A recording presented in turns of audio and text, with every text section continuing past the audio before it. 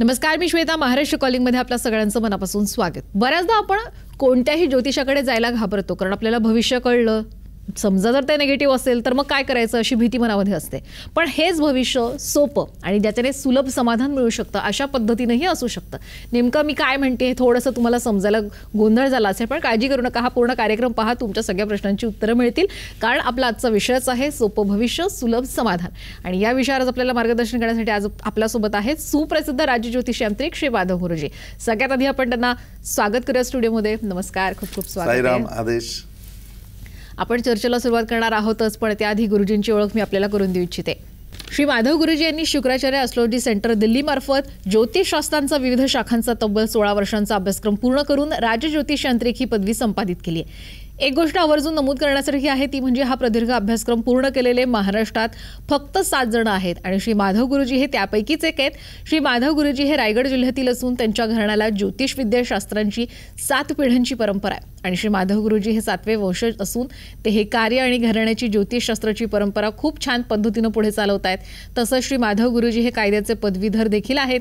प्रतिभा astrology research centre हे पनवेल आणि दादर इथं असून श्री माधव गुरुजी या दोन्ही सेंटरमध्ये आपली सेवा पुरवत असतात. तसंच श्री माधव गुरुजी यांना तुम्ही पनवेल या सेंटरवरती सोमवार ते शुक्रवार या दिवशी आणि प्रत्येक शनिवार आणि रविवारी शिवाजी पार्क दादर इथं त्यांना भेटू शकता. याशिवाय पुण्यामध्ये सुद्धा श्री माधव गुरुजी यांची व्हिजिट असते. त्यासाठी सुद्धा तुम्ही खाली जो नंबर दिलेला आहे त्यावर कॉन्टॅक्ट करून अपॉइंटमेंट बुक करू शकता. गिरनार यात्रा, दत्तपीठ, नर्मदा परिक्रमा, चारधाम यात्रा अशा धार्मिक यात्रा श्री माधव गुरुजी हे नियोजित करत असतात. तर आपण सुद्धा याचा लाभ घेऊ शकता. स्वतः श्री माधव गुरुजी यांच्यासोबत आध्यात्मिक साधनेसहित तुम्ही धार्मिक यात्रेचा लाभ घेऊ शकता. यासाठी सुद्धा खाली जो क्रमांक दिला आहे त्यावर संपर्क साधा. गुरुजींचं आणखीन एक वैशिष्ट्य आहे म्हणजे गुरुजींची राधेय फाउंडेशन नावाची बहुउद्देशीय ट्रस्ट आहे.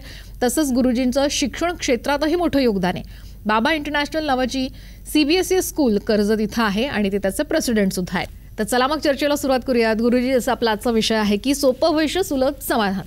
मी सुरुवातीलाच म्हणाले की अनेक जण आपलं भविष्य जाणून घ्यायला घाबरतात, कारण ते निगेटिव्ह असेल तर ही मनात त्यांच्या भीती असते. तर ही मुळात भीती बाळगणं आणि भविष्य नच पाहणं हे किती योग्य अयोग्य आहे? सर्वात पहिली गोष्ट म्हणजे मॅडम, प्रत्येक माणसाला आहे ना स्वतःच्या भविष्याच्या बाबतीमध्ये ते निगेटिव्हच असेल अशी गॅरंटी असते. प्रत्येकाला असं वाटत असतं की आपण खूप निगेटिव्ह आहे आणि आपल्या बाबतीमध्ये प्रचंड सगळ्या गोष्टी निगेटिव्ह घडत असतात आणि तेच त्यांनी स्वतःच्या एकदा मनामध्ये बिंबवलेलं असतं की आपलं भविष्य खूप खडतर आहे, आपलं भविष्य खूप निगेटिव्ह आहे आणि त्या भीतीने कितीतरी लोक भविष्य बघायचं टाळतात. म्हणजे तर या कार्यक्रमाच्या माध्यमातून आपण त्यांना पहिलं हे जागृत करूया की तुमचं भविष्य निगेटिव्ह आहे असं तुमचं म्हणणं आहे. प्रॅक्टिकल भविष्य काय आहे ते एकदा तुम्ही जाणून घेतलं पाहिजे. दुसरी गोष्ट म्हणजे असं आहे की भविष्य कधी कधी खूप सोपं असतं, लोक ते प्रचंड अवघड करून ठेवतात.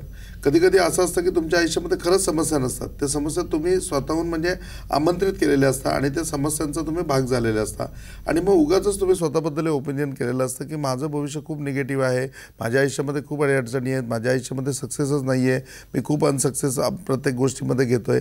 ह्या सगळ्या आपल्या धारणा आहेत. कुठलीही धारणा असताना आपण ॲस्ट्रॉलॉजीमध्ये यायला पाहिजे. मग ते निगेटिव्ह असो, नाही तर कुठली साशंकित असो, नाही तर स्वतःबद्दलची पूर्ण ओळख करून घेण्याकरता तरी तुम्ही ॲस्ट्रॉलॉजीमध्ये यायला पाहिजे. आता ॲस्ट्रॉलॉजीमध्ये तुम्ही आल्याच्या नंतर ॲस्ट्रॉलॉजीमध्ये काय असतं तर ॲस्ट्रॉलॉजी फक्त भविष्य बघत नाही, तर भविष्याबरोबर आणखीन 2 भाग आहेत. पहिला महत्त्वाचा भाग आहे तो म्हणजे प्रारब्ध, की तुमचं प्रारब्ध पण आहे. तर भविष्य बघत असताना कुठेतरी साईड मिररमध्ये तुमचं प्रारब्ध पण बघितलं जातं आणि त्याचबरोबर तुमचं नशीब, म्हणजे ज्या रस्त्यावर तुम्ही चाललाय तो रस्ता कसा आहे, म्हणजे तुमचं नशीब कसं हे पण बघितलं जातं. आणि मग एक भविष्य हे फक्त भविष्य नाही आहे, तर त्याच्याबरोबर तुमचं प्रारब्ध पण आहे, त्याच्याबरोबर तुमचं नशीब पण आहे. या तिन्ही अँगलनी ॲस्ट्रॉलॉजर पूर्णपणे विचार करतो आणि विचार करून मग त्याच्यावरती तुम्हाला मार्गदर्शन केलेलं असतं. त्यामुळे तुमची जशी अशी धारणा असेल की माझं भविष्य पूर्णपणे निगेटिव्ह आहे, तरी तुम्ही भविष्यशास्त्रामध्ये येऊन ॲस्ट्रॉलॉजीमध्ये येऊन तुमचं भविष्य जाणून घ्यायला पाहिजे. ते जाणून घेतल्यानंतर तुमच्या लक्षात येईल की अरे आपण खरंच इतके दिवस खूप साऱ्या चुका करत होतो आणि खरं आयुष्य काय म्हणजे जर तुम्हाला तुमच्या चुका जाणून घ्यायच्या असतील, किंबहुना तुम्हाला माहिती आहे तुम्हाला चुका होत आहेत तुमच्या हातून, त्या चुका तुम्हाला दुरुस्त करायच्या असतील, तर या दोन्ही कारणाकरता तुम्हाला ॲस्ट्रॉलॉजीमध्ये यायला पाहिजे. आता एक सिम्पलचं उदाहरण आपण बघूया की एक मुलगा होता की जो म्हणजे की त्याच्या आई प्रेग्नंट ज्यावेळेला राहिली आणि 6 महिन्याचा तो झाला. आता 7व्या महिन्यामध्ये पदार्पण केलं, ओटी भरण्याचा वगैरे कार्यक्रम झाला आणि त्या मुलाचे वडील वारले. आता ही खूप दुःखद घटना आहे की आता तो मुलगा जन्माला येणार त्यावेळेला त्याचे वडील पण नसतील. तर मग पहिल्यापासून तुम्ही म्हणाल की नाही खूप निगेटिव्ह आहे, बघा ना त्या मुलाला वडिलांचं सुख पण नाही आहे आणि तो मुलगा जन्माला आला तर डिलिव्हरीमध्ये त्याची आई पण एक्सपायर झाली. मग आता तो पूर्णपणे पोरका झाला. आता तो पोरका झाल्यानंतर तुम्ही म्हणाल अरे तो मुलगा किती दुर्भाग्य, बघा त्याला आईचं पण सुख नाही वडिलांचं पण सुख नाही. पण त्या म्हणजे की मुलाचा जो काका होता म्हणजे त्याच्या वडिलांचा जो भाऊ होता त्याचे एक मित्र होते, ते करोडपती होते, त्यांना संतती नव्हती. तर त्यांनी सांगितलं की हा मुलगा जो आहे तो मुलगा पाहिजे तर मी दत्तक घ्यायला तयार आहे. पुढे त्याची आई एक्सपायर झाल्याच्या नंतर त्यांनी लिटरली 10 दिवसाच्या आतमध्ये तो मुलगा दत्तक घेतला. पुढे लहानाचा मोठा तो त्यांच्या घरी झाला. ते करोडपती आहेत आणि इकडे तुम्ही परिस्थिती बघाल तो 2 वेळची खायची मारामार होती. म्हणजे आता त्या मुलाचं नशीब बघाल तर त्या मुलाचं प्रारब्ध असं आहे की त्याच्याबरोबर त्याचे आई वडील नाही आहे, पण त्या मुलाचं नशीब असं आहे की आयुष्यामध्ये बाकी सगळी सुखं त्या मुलाच्या भरपूर आहेत. आता या गोष्टीचा विचार केला तर बघा ही निगेटिव्ह भूमिका आहे. पण ॲस्ट्रॉलॉजीमध्ये मी तुम्हाला पॉझिटिव्ह सांगतोय की बघा त्याच्यामध्ये तो जिथे दत्तक गेला आहे तिथे पुढचं लाईफ त्याचं किती सुंदर असेल. त्याच्या आयुष्यामधली सगळी स्वप्न साकारली जातील, त्याला त्याच्या पद्धतीने शिक्षण घेता येईल, त्याचं बालपण खूप मजेमध्ये जाईल. म्हणजे या सगळ्या गोष्टी ह्या पूर्णपणे त्याच्या भविष्याला लागून आहेत. दुसरी गोष्ट अशी असते ना की आपण एखाद्या गोष्टीमध्ये उगाच अडकून बसतो आणि मग ते अडकून बसल्यामुळे आपण आपलं भविष्य निगेटिव्ह समजतो. आता असं आलं की जसं रेग्युलर विवाह वगैरे होतात तर विवाह व्हायच्या अगोदरपासून आमचा एक क्लायंट होता, त्यांनी मग विवाह जमवताना वगैरे पत्रिका दाखवली आणि मग विवाह केला. विवाह करून झाल्याच्या नंतर ते दोघं जण आले, पाया वगैरे पडायला लागले आणि म्हणले की गुरुजी आता आहे ना म्हाडाचे फॉर्म निघालेत आणि तुम्ही आता सांगा ना आमच्या दोघांपैकी कुणाच्या नावाने फॉर्म भरू, कारण तीही जॉब करते गेली 10 वर्ष आणि मीही जॉब करतोय. तर मग दोघांपैकी कुणाच्या नावाने फॉर्म भरला तर घर लाभू शकेल. तर मी त्याप्रमाणे बघितलं आणि सांगितलं की तुम्ही दोघांनी फॉर्म भरा, तुमच्या दोघांच्याही नावावरती पूर्णपणे गुरुबळ आहे, तुम्हाला 100% घर लागेल. आणि मग त्या दोघांनी फॉर्म भरला. फॉर्म भरल्यानंतर चकित करणारी गोष्ट अशी की त्या दोघांचा इथे लॉटरीमध्ये नंबर लागला. म्हणजे तिथे सुद्धा नंबर लागला आणि याचा सुद्धा नंबर लागला. मग तो नंबर लागला वगैरे सगळ्यांना पेढे वेढे वाटून झाले की आता आम्हाला घर मिळणार, घर लागलं म्हणून आम्हाला म्हाडामध्ये या लॉटरीमध्ये. आणि मग त्या मुलीचे वडील मला भेटायला आले. तो म्हटला अहो माझी अख्खी हयात जी आहे ती अख्खी हयात भाड्याच्या घरामध्ये गेली, मला घर नाही लागलं, आता मला माझी पत्रिका बघून तुम्ही सांगा की मला घर कसं लागेल. त्याला म्हटलं काका तुमच्या नशिबात घरच नाही आहे, पण याच्या अगोदर तुम्ही जर माझ्याकडे आला असतात तर तुमच्या मुलीच्या नावाने तुम्ही फॉर्म भरला असतात तरी तुम्हाला घर मिळालं असतं. म्हणजे भविष्यामध्ये आल्यानंतर फायदा काय की एखादी गोष्ट तुमच्या नशिबामध्ये नाही आहे, पण मग ती कशी प्राप्त करायची ना त्याबाबतच्या छोट्या छोट्या खेळी ॲस्ट्रॉलॉजीमध्ये आहेत, त्याबाबतचे उपायसुद्धा ॲस्ट्रॉलॉजीमध्ये आहेत, त्याच्यावर यथार्थ मार्गदर्शनसुद्धा ॲस्ट्रॉलॉजीमध्ये आहे. आणि पुन्हा एकदा मी तुम्हाला सांगतो की नुसतं भविष्य बघायला तुम्ही येत नाही आहात, त्याच्याबरोबर तुम्हाला प्रारब्ध पण सांगितलं जाते, त्याच्याबरोबर तुम्हाला नशीब पण सांगितलं जातील. एक वेळ असं धरू की तुमच्या म्हणण्याप्रमाणे तुमचं भविष्य निगेटिव्ह असेल पण कुठेतरी प्रारब्ध पॉझिटिव्ह असेल ना, दोन्ही तुमचं निगेटिव्ह असेल की प्रारब्ध पण निगेटिव्ह आहे आणि भविष्य पण निगेटिव्ह आहे, पण नशीब कदाचित तुमचं चांगलं असेल. या तिन्हीमध्ये माझा एक्सपिरियन्स मी तुम्हाला सांगतो की एक गोष्ट 100% पॉझिटिव्ह असते, कधी कधी तिन्ही गोष्टी पॉझिटिव्ह असतात. आपलं मिसअंडरस्टँडिंग असतं की आपण निगेटिव्ह आहोत. तर निगेटिव्ह भविष्य जरी वाटत असलं तरी तुम्ही ॲस्ट्रॉलॉजीमध्ये या, ते निगेटिव्ह जरी असलं तरी त्याच्यावरती अनेक उत्तम उपाय आहेत की जे उपाय किंवा अनेक उत्तम मार्गदर्शन आहेत किंवा अशा खेळी आहेत. जसं मी तुम्हाला सांगितलं की त्या वडिलांनी मुलीच्या नावाने फॉर्म भरला असता तर कदाचित या अगोदर त्यांना घर भेटलं सुद्धा असतं. तर त्या प्रकारे उपायसुद्धा ॲस्ट्रॉलॉजी तुम्हाला सांगते. त्यामुळे निगेटिव्ह माइंडमध्ये ठेवून की आपण निगेटिव्हच होत असं असताना जर भविष्य बघायला न येणं हा सर्वात मोठा मूर्खपणा आहे. कुठल्याही परिस्थितीमध्ये भविष्य जाणून घ्यायला पाहिजे, आपल्यामधल्या चुका जाणून घ्यायला पाहिजेत आणि त्याचं दुरुस्त करायला पाहिजेत, तर नक्की आपलं भविष्य उज्ज्वल असेल. म्हणजे निगेटिव्हिटी कुठलीही असू दे त्याला सकारात्मकतेमध्ये बदलण्याचं काम खरं तर हे ज्योतिषशास्त्राच्या माध्यमातून होऊ शकतं. गुरुजी बऱ्याचदा असं होतं की आपल्या आयुष्यात अनेक घटना या घडत असतात पण त्याचा अर्थ अनेकदा तर समजतच नाही. तर भविष्यशास्त्राच्या मदतीने हे समजण्यासाठी कशी मदत होऊ शकते? पण माणसाच्या आयुष्यामध्ये ना अनेक घटना या घटित अघटित असतात. म्हणजे की काही घटना आहेत त्याच्या आयुष्यामध्ये घडतात ज्या घडलेल्या घटनांचा आणि त्याच्या जीवनाचा काही संबंध नसतो आणि अचानकपणे असं होतं की ट्रॅक चेंज केला जातो. म्हणजे की आज तो कुठल्या तरी वेगळ्या दुनियेमध्ये आहे आणि एखादी अशी घटना घडली की त्याच्यामुळे तो वेगळ्या दुनियेमध्ये गेला. मग असं ज्या वेळेला होतं त्याच्या वेळेला माणसाला त्याच्यामधलं कारण आहे ना हे जाणून घ्यायचं असतं की असं का घडलं माझ्या आयुष्यामध्ये. आणि ज्या वेळेला एखाद्या गोष्टीची क्युरिओसिटी निर्माण होते ना ती क्युरिओसिटी तुम्हाला कधी शांत बसून देत नाही.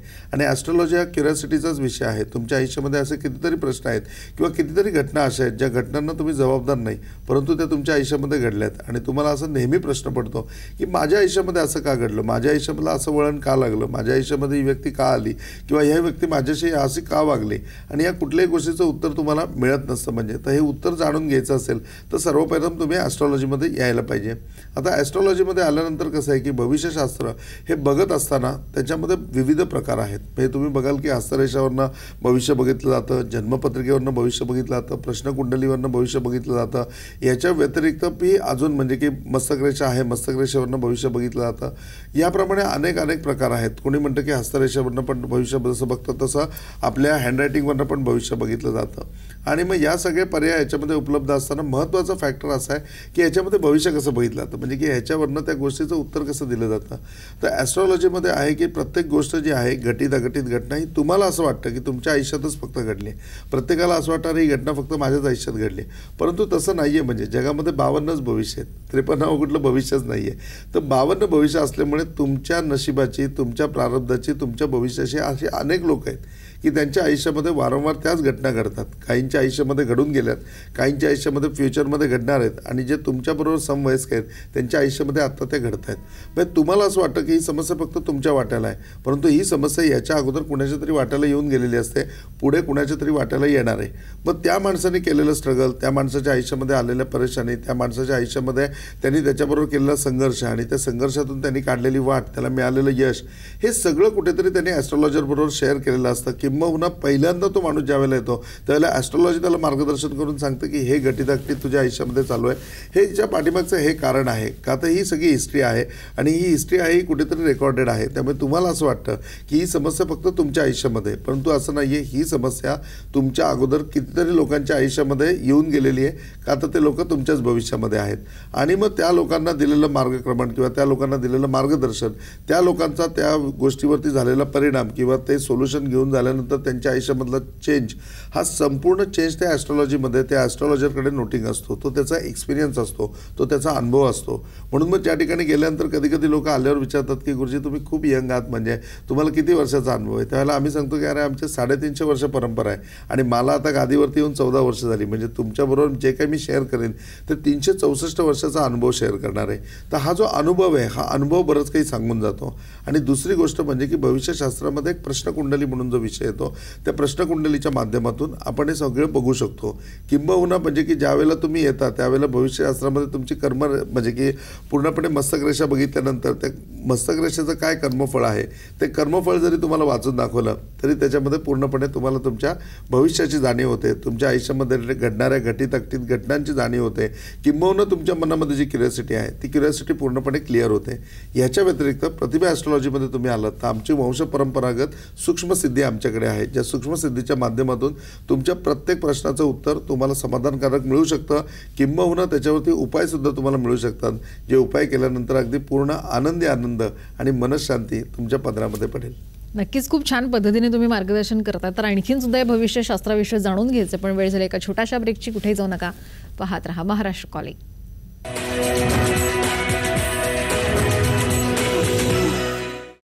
ब्रेक नंतर पुन्हा एकदा आपल्या सगळ्यांचं मनापासून स्वागत. सोपं भविष्य सुलभ समाधान याविषयी आज आपण चर्चा करतोय.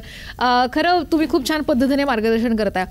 भविष्य न बघता समजा जर आपण राहिलो तर त्याचे काही विपरीत परिणाम आयुष्यावर होऊ शकतात का? खूप चांगला प्रश्न विचारला मॅडम तुम्ही, कारण आतापर्यंत भविष्य बघितल्यानंतर त्यांच्या आयुष्यामध्ये काय काय चेंजेस झाले ते आपण प्रत्येक ठिकाणी ऐकतो किंवा कार्यक्रमामध्ये ते सांगितले जातात किंवा गेल्यानंतर आपल्याला कळतं. परंतु जे लोक बघतच नाही आहेत त्यांच्या आयुष्यामध्ये त्याच्यावरती काय परिणाम होतो किंवा त्यांच्या लाईफमध्ये काय परिणाम होतो तोही जाणून घेणं खूप गरजेचं आहे. आता त्याच्यामध्ये बघाल तर सर्वात पहिले आपण एक दोन म्हणजे की प्रश्न बघू की ज्याच्यामध्ये पहिला प्रश्न आहे की एखाद्या माणसाला दिल्लीपर्यंत प्रवास करायचा आहे, मुंबई ते दिल्ली, आणि तो माणूस तो प्रवास पूर्णपणे प्लॅनिंगनी करतो की किती वाजता निघायचं, किती वाजता कुठली गाडी पकडायची, कसं जायचं, त्याच्याकरता काय लागेल, आणि मग ते सगळं लागणारं साहित्य बरोबर घेतो. आणि दुसरा माणूस असाच उठतो आणि मला मुंबईहून दिल्लीहून मुंबईला जायचं आहे म्हणून तिकडनं इकडे निघतो. आता या दोन्ही प्रवासामध्ये कुणाचा प्रवास सुखकर होईल? की जो माणूस मुंबईहून दिल्लीला संपूर्ण प्लॅनिंग करून निघाला आहे त्याचा सुखकर होईल का? आता त्यांनी सगळ्या प्लॅनिंगमध्ये लागणाऱ्या गोष्टी बरोबर घेतलेल्या आहेत. आणि जो माणूस विदाऊट प्लॅनिंग निघाला आहे की त्याच्याबरोबर काहीच नाही म्हणजे, तर त्याला प्रवासामध्ये पूर्णपणे दिक्कत होईल, त्याला प्रवासामध्ये पूर्णपणे त्रास होईल.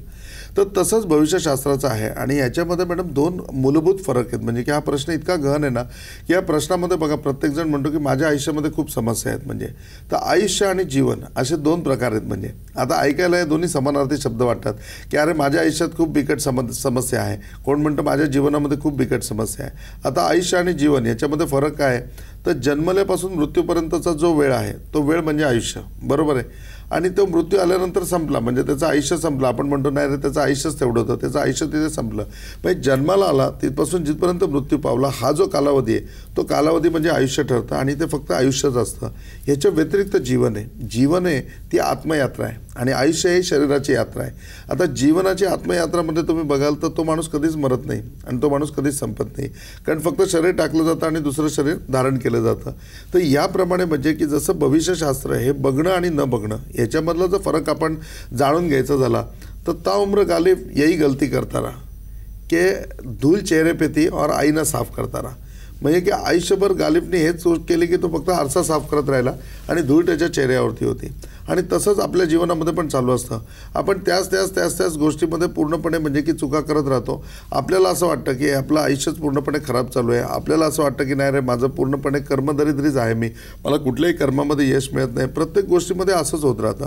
आणि मग न जाणल्यामुळे हेच जर आपण जाणलं असतं की अरे आपलं आयुष्य असं आहे, हे आपलं डेस्टिनेशन आहे, आपल्या आयुष्यामध्ये इतक्या सुंदर घटनासुद्धा आहेत, आपल्या आयुष्यामध्ये इतकं चांगलं जीवनसुद्धा आहे, आपल्या आयुष्यामध्ये हे सुद्धा होऊ शकतं, आपण त्या सगळ्या गोष्टी करू शकलो असतो म्हणजे. परंतु आपण त्या गोष्टी कधी बघायलाच गेलो नाही, आपण त्या गोष्टी कधी जाणूनच घेतल्या नाही. त्याच्यामुळे आपल्याला कळलंच नाही. कितीतरी वेळेला असं होतं की माणूस अख्खा लाईफ त्याचं रिटायर करतो, त्या ठिकाणी अक्षरशः रिटायरमेंट लाईफपर्यंत म्हणजे 98व्या वर्षापर्यंत त्याच्या 20,000च्या वरती पगार जात नाही. आणि मग रिटायर झाल्याच्या नंतर त्याच्यापुढे मोठी समस्या निर्माण होते की आता मी काय करायचं म्हणजे. आणि मग काहीतरी हे करताना तो एखादी कांदा बटाट्याची गाडी लावतो किंवा एखादी चहाची टपरी लावतो आणि ती टपरी लावल्यानंतर असं होतं की अरे वर्षभरामध्ये त्यांनी एवढे वर्ष सर्व्हिस करून जे कमवलं नाही तेवढं त्याला एका वर्षामध्ये मिळून जातं. मग त्याच्या मनामध्ये प्रश्न येतो अरे मी जर अगोदर आयुष्यामध्ये केलं असतं तर माझ्या आयुष्यामध्ये किती बदल झाला असता. अशा कितीतरी घटना आयुष्यामध्ये अशा आहेत, अशा कितीतरी घटना आयुष्यामध्ये घडत आहेत की ज्या घडत असताना तुम्ही त्याला स्वतःला जबाबदार धरता की हे माझ्यामुळे घडतं आहे, हे माझ्या कर्मामुळे घडतं आहे. परंतु कुठेतरी जाऊन तुम्ही जर ॲस्ट्रॉलॉजीमध्ये हे बघितलं की अरे हे माझ्या आयुष्यामध्ये का घडतं आहे, कशाकरता घडतं आहे, तर सर्वात पहिली गोष्ट म्हणजे मनशांती भेटेल. दुसरी गोष्ट म्हणजे तुम्हाला डेस्टिनेशन भेटेल की खरोखरी हे तुम्हाला भोगायचं आहे, काय उगाचच तुम्ही विनाकारण भोगताय म्हणजे. तर या दोन्ही गोष्टीची जाणीव झाल्याच्या नंतर मूलभूत फरक आहे की इतके दिवस तुम्ही आयुष्य जगताय जे कधीतरी संपणार आहे. पण ॲस्ट्रॉलॉजीमध्ये आल्यानंतर तुम्ही ज्यावेळेला जाणून घ्याल आणि जाणून घेतल्यानंतर तुम्ही ज्यावेळेला जगाल त्यावेळेला तुम्ही जीवन जगाल. तुमच्या कुठल्याही गोष्टीचा एंड नसेल, तुमच्या आनंदाचा पण एंड नसेल, तुमच्या शांतीचा पण एंड नसेल. प्रत्येक गोष्टीमध्ये तुम्ही आनंदी राहाल, प्रत्येक गोष्टीमध्ये तुम्ही शांत राहाल आणि अशी कुठलीही गोष्ट नसेल जी तुम्हाला प्राप्त झाली नाही. प्रत्येक गोष्ट तुम्हाला प्राप्त करून घेता येईल. आता याच्या व्यतिरिक्त तुम्ही जर ते जाणूनच घेतलं नाही तर तुमच्या आयुष्यामध्ये काय असेल तर तो प्रवास असेल की ज्या प्रवासाचं काही डेस्टिनेशन नाही आहे, त्या प्रवासामध्ये कुठली प्राप्ती नाही आहे, त्या प्रवासामध्ये कुठली ॲम्बिशन नाही आहे आणि काय घडतं आहे हे तुम्हाला काय माहितीच नाही आहे. म्हणजे की तुम्ही फक्त चालत राहिलेत, तुम्हाला माहितीच नाही की उद्या माझ्या लाईफमध्ये काय घडतं आहे. आज हीच गोष्ट तुम्हाला माहिती असेल की उद्या तुमचा ॲक्सिडेंट होणार आहे, तुमच्या पायाला लागणार आहे, तुम्ही जास्तीत जास्त काळजी घेऊ शकाल. जर काळजी घेतली तर तुम्हाला कमीत कमी लागेल म्हणजे तेवढे दिवस तुमचे वेस्टेज जातील. आता काही महिन्यापूर्वी तुम्हाला जर माहिती पडलं की तुमच्या पायाचा ॲक्सिडेंट होणार आहे, तुम्हाला खूप काही लागणार आहे, तर तुम्ही त्या ठिकाणी स्वतःचा इन्शुरन्स काढू शकता. इन्शुरन्स काढून घेतला तर त्यावेळेला तुम्हाला कदाचित तसा प्रसंग भविष्य आहे म्हणून तुमच्या लाईफमध्ये घडेल. तुम्ही प्रिकॉशन घेतल्यानंतर सुद्धा त्रास होईल, पण तो त्रास खूप लिमिटेड असेल. किंबहुना तुम्ही त्याचं पहिले प्लॅनिंग करून ठेवल्यामुळे तुम्हाला त्याचा खर्चसुद्धा पडणार नाही. आज तुम्ही इन्शुरन्स काढला असेल, तुम्हाला तर मेडिक्लेम केला असेल तर त्या माध्यमातून तुम्हाला त्याचे पैसे मिळून जातील. म्हणजे अशा प्रकारे तुम्ही प्रिकॉशन करू शकता. त्या गोष्टीकरता तुम्ही काही ना काही ॲडजस्टमेंट करून ठेवू शकता, त्या गोष्टीचं काही ना काही प्लॅनिंग करू शकता आणि त्याच्यामधनं पूर्णपणे सक्सेड होऊ शकता. आणि जर तुम्ही असंच राहिलं तर मग त्याप्रमाणे आहे राम भरोसे हिंदू हॉटेल चालू आहे म्हणजे किंवा आपल्या आयुष्यामध्ये काही होतं आहे आणि कसंही चालू आहे, म्हणजे त्याला क्रम राहणार नाही. आणि आयुष्यामध्ये वेळेचं खूप महत्त्व आहे. सर्वात इम्पॉर्टंट गोष्ट कुठली असेल तर वेळ आहे. म्हणजे की आपण म्हणतो ना की वेळ अमूल्य आहे, म्हणजे तर तो अमूल्य वेळ तो वाया नाही गेला पाहिजे. प्रत्येक वेळेचं प्रत्येक क्षणाचं आपल्याला चीज करता यायला पाहिजे आणि त्या प्रत्येक क्षणाचं चीज करायचं असेल, प्रत्येक वेळेचं चीज करायचं असेल, तुम्हाला आयुष्य जगायचं नसेल, तुम्हाला जीवन जगायचं असेल तर 100% तुम्हाला ॲस्ट्रॉलॉजीमध्ये यायला पाहिजे. तुमचं सोपं मार्गदर्शन करून घ्यायला पाहिजे आणि तुमचं भविष्य जाणून घ्यायला पाहिजे. अगदी खरं आहे. म्हणजे याचा अर्थ जर आयुष्याला दिशा द्यायची असेल तर भविष्यशास्त्रामधून अशा पद्धतीने मार्गदर्शन घेणं हे कुठेतरी खूप महत्त्वाचं आहे. अनेकदा आपण पाहतो अनेक जण अनेक समस्यांनी ग्रासलेले असतात. अशांना समजा जर त्वरित उपाय हवा असेल तर तुम्ही काय मार्गदर्शन कराल?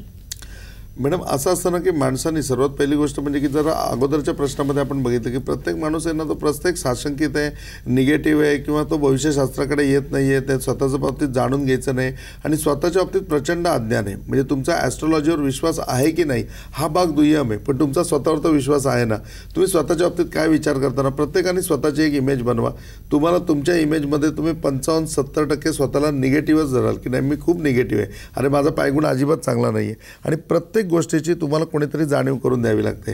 ज्यावेळेला तुम्हाला एखाद्या गोष्टीची जाणीव होते ना त्यावेळेला तुम्ही प्रगती करू शकाल. ही तर फिलॉसॉफी तुम्हाला 100% मान्य करायला पाहिजे. मग ही मान्य करायची असेल तर तुम्हाला ॲस्ट्रॉलॉजीमध्ये 100% यायला पाहिजे. आता गांजल्यानंतर प्रत्येकाच्या आयुष्यामध्ये ज्यावेळेला समस्या येतात, ज्यावेळेला काही रस्ता मिळत नाही, ज्यावेळेला एखाद्या गोष्टीचं उत्तरच मिळत नाही, त्यावेळेला माणूस ॲस्ट्रॉलॉजीमध्ये येतो. आणि ॲस्ट्रॉलॉजीमध्ये आल्याच्या नंतर हे शास्त्र असं आहे की याच्यामध्ये तुम्हाला ॲक्युरेट मार्गदर्शन ठेवलेलं आहे. म्हणजे असं नाही की इथे आल्यानंतर तुमच्या मनामध्ये असेल की हा मला काहीतरी रत्नाचं आता सांगणार, मला काहीतरी रुद्राक्ष याच्यामध्ये सांगणार, असं नाही आहे. म्हणजे याच्यामध्ये तुम्ही आल्यानंतर तुम्हाला ती मंत्रसाधना पण दिली जाईल की हा मंत्र तुम्ही करा, एवढ्या तुम्ही याचा जप करा. हा जप करून झाल्यानंतर तुमच्या समस्येमध्ये 100% तुम्हाला रिलीफ मिळेल. मग तुम्हाला ते करणं शक्य नसेल, तुम्ही म्हणलात की नाही मला काहीतरी साधना सांगा, तर त्याच्यामध्ये उपास आले, त्याच्यामध्ये एखाद्या स्तोत्राचं पठण आलं, एखाद्या पोथीचं पठण आलं, तर त्या मार्गाने सुद्धा त्याच्यामध्ये समाधान काढता येईल. मग ह्या सगळ्या गोष्टी करू शकत नसेल तर मग आपल्याला इन्स्टंट जसं की मला आत्ताच्या आत्ता याच्यावरती काय उपाय असेल तर मग त्याकरता रत्न तुम्हाला वापरला सांगायला जाऊ शकतं किंवा रुद्राक्ष वापरला सांगितलं जाऊ शकतो की तुम्ही याच्यावर हा रुद्राक्ष वापरा, की जेणेकरून शेवटी ते यंत्र आहे आणि ते यंत्र त्याच्यावरती निश्चितपणे फास्ट मार्गदर्शन किंवा फास्ट तुम्हाला कुठल्याही परिस्थितीमध्ये उपाय करून देतं. आणि हे ॲस्ट्रॉलॉजीच्या माध्यमातून आपल्याला पूर्णपणे मिळू शकतं. एखादी गोष्ट कमी वेळामध्ये आपल्याला कशी साध्य करायची आहे, किंबहुना वेळ अमूल्य आहे, तो वेळ कसा आपण वापर करायचा, क्षणाचा कसा वापर करायचा, संधीचं कसं सोनं करायचं म्हणण्यापेक्षा वेळ कशी अनुकूल करून घ्यायची हे ॲस्ट्रॉलॉजी तुम्हाला सांगतं. आणि याच्यावरती मार्गदर्शन घेतल्याशिवाय किंवा ॲस्ट्रॉलॉजीमध्ये गेल्याशिवाय 100% पर्याय नाही. अशा पद्धतीने आपल्या प्रेक्षकांना सुद्धा सांगायचं, तुम्हाला सुद्धा मार्गदर्शन हवं असेल तर नक्कीच श्री माधव गुरुजी यांच्याशी संपर्क साधू शकता. खरंच इथे आला इतकं छान मार्गदर्शन केलं, मनापासून धन्यवाद. 16 आणि 17 डिसेंबर आपण पंढरपूरला जाणार आहोत. म्हणजे त्या पंढरपूर यात्रेमध्ये 16 तारखेला माझं कीर्तन आहे पांडुरंग विठ्ठल रुक्मिणी मंदिरामध्ये. त्याचं सगळ्यांना आग्रहाचं आमंत्रण आहे. तुम्ही जे नंबर स्क्रीनवर आहेत त्याच्यावरती संपर्क साधा आणि आपण सगळ्यांनी बहुसंख्येने त्या ठिकाणी कीर्तनाचा लाभ घ्या एवढी विनंती आहे. साईनाथ आप सबकी भली करे, गुरु गोरक्षनाथ आप सबकी भली करे, आप सबका जीवन मंगलमय हो. ओम साईराम. यानंतर महाराष्ट्र कॉलिंगमध्ये वेळ झाली इथेच थांबण्याची. आपण कुठेही जाऊ नका, पाहत रहा जाम TV.